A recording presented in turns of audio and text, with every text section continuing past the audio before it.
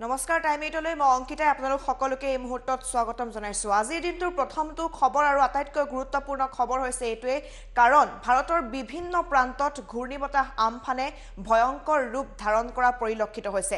অসমৰ ক্ষেত্ৰত যদি চাবলৈ যাওঁ, পুৱাৰে পৰা অসমৰ বিভিন্ন প্ৰান্তত নেৰানেপেৰা বৰষুণ আৰু বতাহ দেখিবলৈ পোৱা গৈছে। আৰু 160 কিলোমিটাৰ বেগত আহিছে এই আমফান। বিশেষকৈ পশ্চিমবংগত ই প্ৰভাৱ পেলোৱা পৰিলক্ষিত হৈছে আৰু এই পৰ্যন্ত বহু লোকে প্ৰাণ হেৰুৱাবলগীয়া হৈছে এই আমফানৰ ফলত। আমি এই শেহতীয়া খবৰটো আপোনালোকক এই মুহূৰ্তত জনাই আছো। এটা গুৰুত্বপূৰ্ণ খবৰ, বতৰ বিজ্ঞান কেন্দ্ৰৰ সতৰ্কতা, আৰু সেই সতৰ্কতা সঁচালৈ পৰিণত হোৱা পৰিলক্ষিত হৈছে। প্ৰান্তে প্ৰান্তে ভয়ানক ৰূপ ধাৰণ কৰিছে ঘূৰ্ণীবতাহ আমফানে। 160 কিলোমিটাৰ বেগত অহা আমফানে খুন্দা মাৰিছে এইবাৰ পশ্চিমবংগত। আমি কালিও আপোনালোকক সেই দৃশ্যাংশসমূহ দেখুৱাইছিলোঁ। বিস্তৰ ক্ষতি হোৱা পৰিলক্ষিত হৈছে। উৰিষ্যাত আমফানৰ বাবে মৃত্যু হৈছে 3জনকৈ লোকৰ। আমি শেহতীয়া আপোনালোকক সকলোবোৰ আপডেট দিবলৈ চেষ্টা কৰি আছো আমফানৰ বিষয়ে। উৰিষ্যাত ভয়ংকৰ ৰূপ ধাৰণ কৰিছে ঘূৰ্ণীবতাহ আমফানে। এই পৰ্যন্ত উৰিষ্যাত 3জনকৈ লোকে প্ৰাণ হেৰুৱাবলগীয়া হৈছে।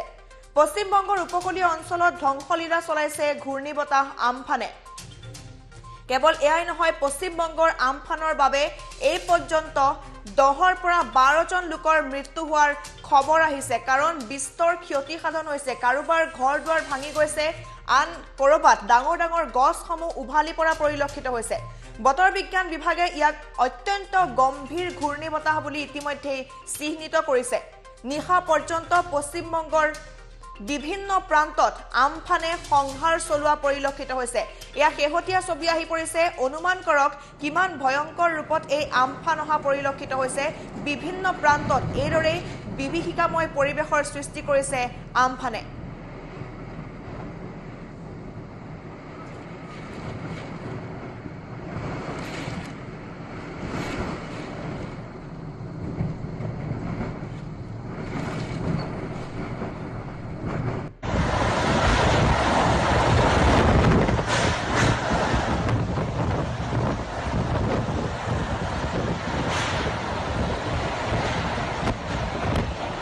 আৰু ইয়াৰ দৃশ্যাংশ আমি আপোনালোকক দেখুৱাইছো, শেহতীয়া ছবি দেখুৱাইছো। এই পৰ্যন্ত পশ্চিমবংগত স্থানান্তৰ কৰা হৈছে 5 লাখকৈ লোকক। এই পৰ্যন্ত আমফানৰ গতি ঘণ্টাত 140ৰ পৰা 115 কিলোমিটাৰ দেখিবলৈ পোৱা গৈছে। অসমৰ প্ৰান্তে প্ৰান্তে নিশাৰ পৰা ধাৰাসাৰ বৰষুণ আৰু বৃষ্টিপাত।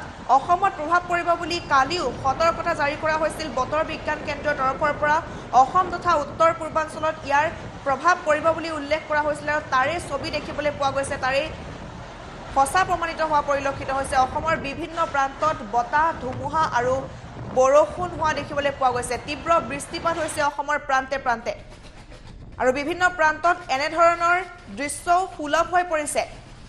যিসমূহ বিজুলী সংযোগ কৰা তাঁৰ আছে, সেই তাঁৰসমূহ এনেধৰণেৰে ছিঙি যোৱা পৰিলক্ষিত হৈছে। বিভিন্ন প্ৰান্তৰ আমি আপোনালোকক ছবি এই মুহূৰ্তত দেখুৱাইছো। ভাৰতৰ প্ৰান্তে প্ৰান্তে বিশেষকৈ পশ্চিমবংগ, উৰিষ্যা ইত্যাদিত অধিক প্ৰভাৱ পৰা পৰিলক্ষিত হৈছে।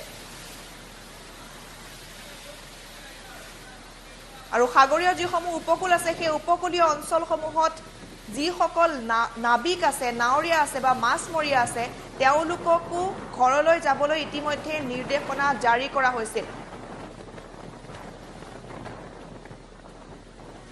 আৰু কাছাৰৰ পিছত কামৰূপ মেট্ৰত প্ৰশাসনে এবাৰ সতৰ্কতাবাণী জাৰি কৰিছে। আমফানে অসম তথা উত্তৰ পূবত প্ৰভাৱ পেলাব পাৰে বুলি ইতিমধ্যে উল্লেখ কৰা হৈছে।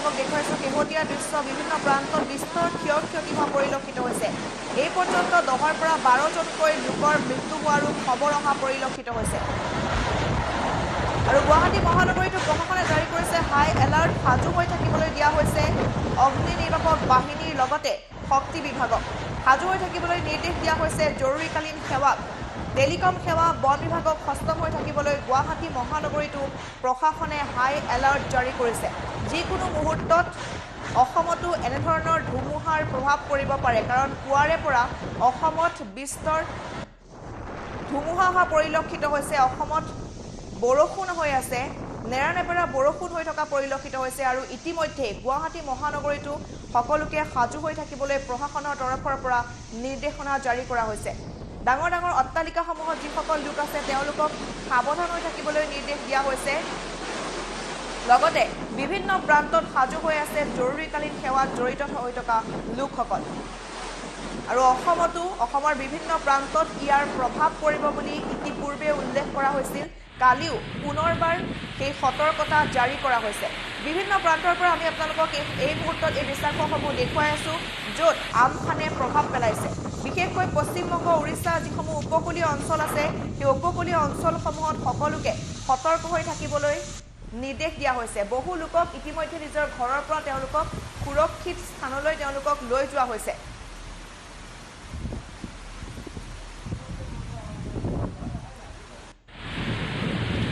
আৰু প্ৰবল বৃষ্টিপাত হৈছে ধুমুহা বৰষুণ বিশেষকৈ বজ্ৰপাত আহিব বুলি তেওঁলোকে আশংকা কৰিছে সেইবাবে সকলোকে সষ্টম হৈ থাকিবলৈও অনুৰোধ জনোৱা হৈছে ক'ৰবাত ডাঙৰ ডাঙৰ গছসমূহ উভালি পৰা পৰিলক্ষিত হৈছে ৰাজপথৰ মাজত বহু লোক আবদ্ধ হৈ পৰিছে যিসকল লোকে নিজৰ বাহন লৈ ওলাই গৈছিল তেনেধৰণৰ বহুত স্থানত বহু লোক তেনেকৈ আবদ্ধ হৈ থকা পৰিলক্ষিত হৈছে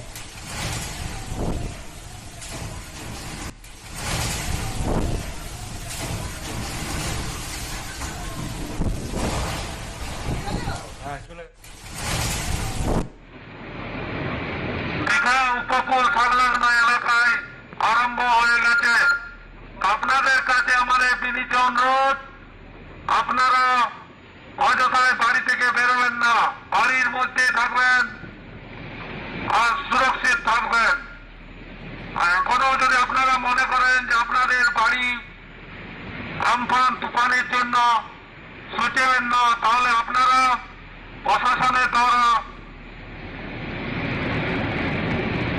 সাইক্লোন সেন্টার প্রাইমারি স্কুলে আপনাদের থাকার জন্য ব্যবস্থা করেছে সেখানে গিয়ে আশ্রয় নেন ধন্যবাদ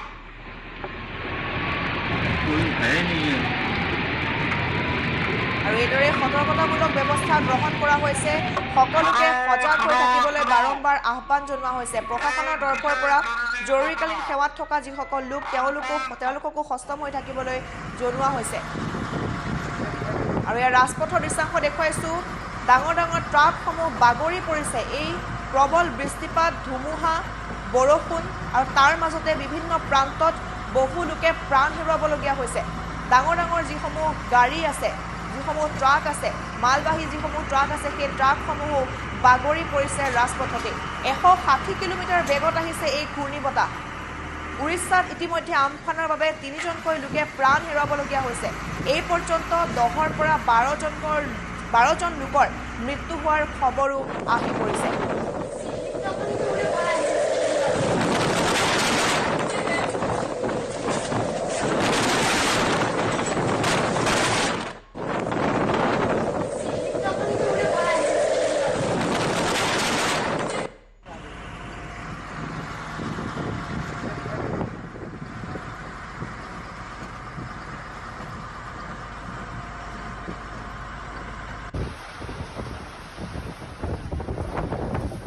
আৰু এক শেহতীয়া ছবি আমি আপোনালোকক দেখুৱাই আছো কিদৰে এক ভয়ংকৰ ৰূপ ধাৰণ কৰিছে ঘূৰ্ণীবতাহ আমফানে পশ্চিমবংগৰ উপকূলীয় অঞ্চলসমূহত ধ্বংসলীলা এইদৰে আৰম্ভ হৈছে কালি দিনৰ ভাগৰে পৰা প্ৰায় 2:30 বজাৰ পৰা ইয়াৰ ধ্বংসলীলা আৰম্ভ হৈছে আৰু এই পৰ্যন্ত সেয়া অব্যাহত আছে বিভিন্ন প্ৰান্তত বিস্তৰ ক্ষয়ক্ষতি কাৰোবাৰ ঘৰ উৰুৱাই লৈ যোৱা পৰিলক্ষিত হৈছে আন কৰবাত ডাঙৰ ডাঙৰ গছসমূহ বাগৰি পৰিছে ৰাজপথত কাৰোবাৰ দোকান পোহাৰ সেই সকলোবোৰ ভাঙি উৰুৱাই উৰুৱাই লৈ গৈছে এই আমফান ঘূৰ্ণী বতাহে।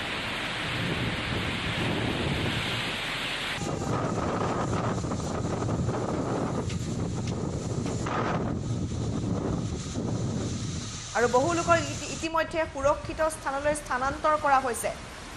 আমফানৰ গতি 140ৰ পৰা 150 কিলোমিটাৰ পৰ্যন্ত আহিছে। অসমৰ প্ৰান্তে প্ৰান্তে নিশাৰে পৰা ধাৰাসাৰ বৃষ্টিপাত দেখিবলৈ পোৱা গৈছে। অসমৰ লোকসকলকো সতৰ্ক হৈ থাকিবলৈ নিৰ্দেশনা জাৰি কৰা হৈছে।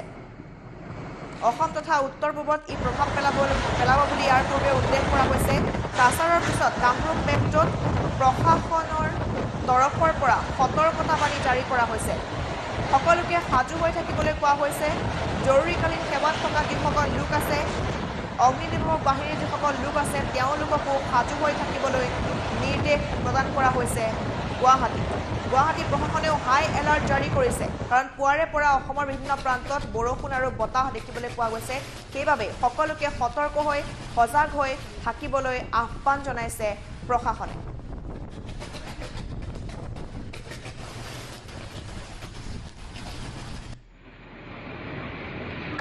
উপকূল সংলগ্ন এলাকায় আরম্ভ হয়ে গেছে।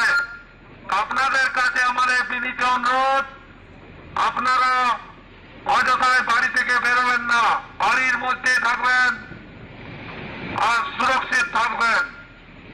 আর এখনো যদি আপনারা মনে করেন যে আপনাদের বাড়ি আমফান তুফানের জন্য ছুটেবেন না, তাহলে আপনারা প্রশাসনের দ্বারা সাইক্লোন সেন্টার প্রাইমারি স্কুলে আপনাদের থাকার জন্য ব্যবস্থা করেছে। ব্ৰেকিং নিউজ, বিলাসীপাৰাত প্ৰচণ্ড ধুমুহা দেখিবলৈ পোৱা গৈছে। এটা ব্ৰেকিং নিউজ আহি পৰিছে এই মুহূৰ্তত। বিলাসীপাৰাত প্ৰচণ্ড ধুমুহা হৈছে। ধুবুৰী জিলাৰ চাপৰত বৃষ্টিপাত হৈছে, লগতে ধুমুহাৰ দেখিবলৈ পোৱা গৈছে। আৰু নিশাৰ ভাগৰে পৰা অসমতো এইদৰে প্ৰভাৱ পেলাইছে আমফানে। পুৱাৰে পৰা ধুবুৰীত প্ৰচণ্ড ধুমুহা আৰু বৰষুণ হৈ আছে। এই খবৰ জনাইছো, অসমৰ আপডেট জনাইছো। চাপৰৰ বিভিন্ন প্ৰান্তত বিস্তৰ ক্ষতি সাধন হোৱা বুলি উল্লেখ কৰা হৈছে। বিভিন্ন প্ৰান্তত ক্ষতি হৈছে বিভিন্নজনৰ। আমি এই খবৰটো আপোনালোকক এই মুহূৰ্তত জনাই আছো। বিলাসীপাৰাত প্ৰচণ্ড ধুমুহা, এই দৃশ্যাংশ আহি পৰিছে বিলাসীপাৰাৰে। অসমৰ আপডেট আমি জনাই আছো আপোনালোকক। ধুবুৰী জিলাৰ চাপৰত বৃষ্টিপাত আৰু ধুমুহা নিশাৰ ভাগৰে পৰা।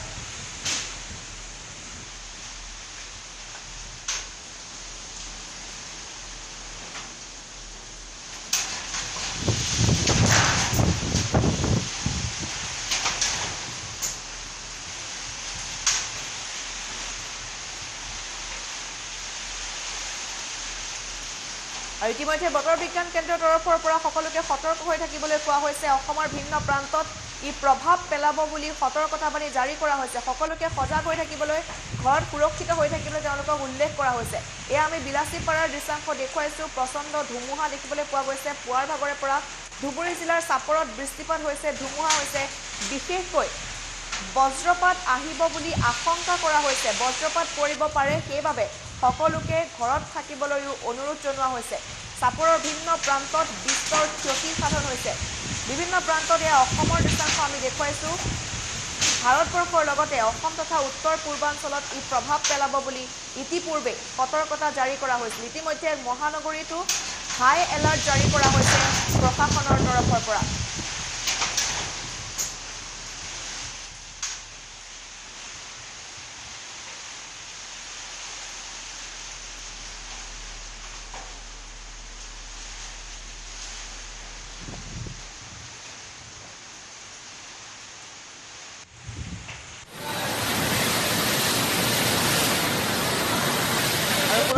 আপোনালোকক ভাৰতৰ বিভিন্ন প্ৰান্তৰ কিদৰে প্ৰভাৱ পেলাইছে আমফানে। আমফানৰ প্ৰভাৱত বিস্তৰ ক্ষতি সাধন হৈছে। উপকূলীয় অঞ্চলসমূহত বিশেষকৈ প্ৰভাৱ পৰা পৰিলক্ষিত হৈছে। সকলোতে হাই এলাৰ্ট জাৰি কৰা হৈছে। বহু লাখ লোকক ইতিমধ্যে সুৰক্ষিত স্থানলৈ লৈ যোৱা হৈছে। চলে গেল।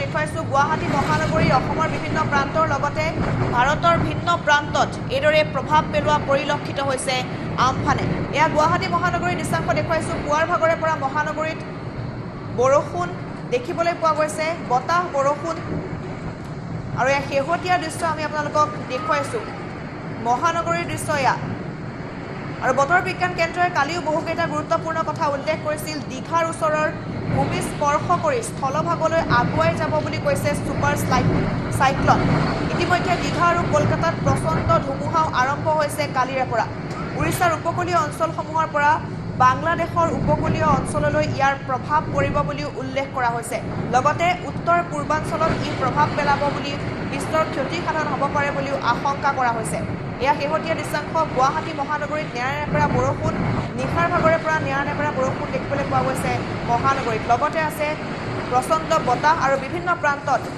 ধুমুহাও অহা পৰিলক্ষিত হৈছে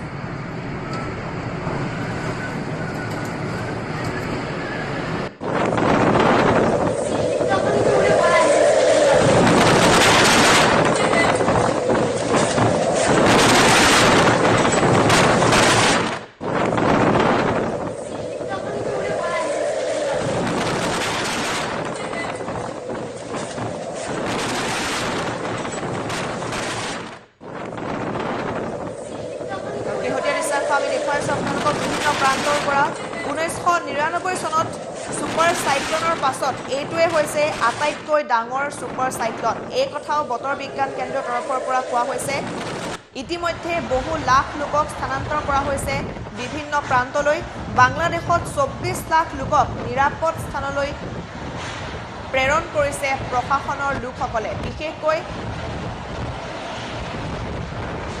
উৰিষ্যাৰ উপকূলীয় অঞ্চলৰ পৰা বাংলাদেশৰ উপকূলীয় অঞ্চললৈ ইয়াৰ প্ৰভাৱ পৰিছে লাখ লাখ লোকক ইতিমধ্যে স্থানান্তৰ কৰা হৈছে সুৰক্ষিত স্থানলৈ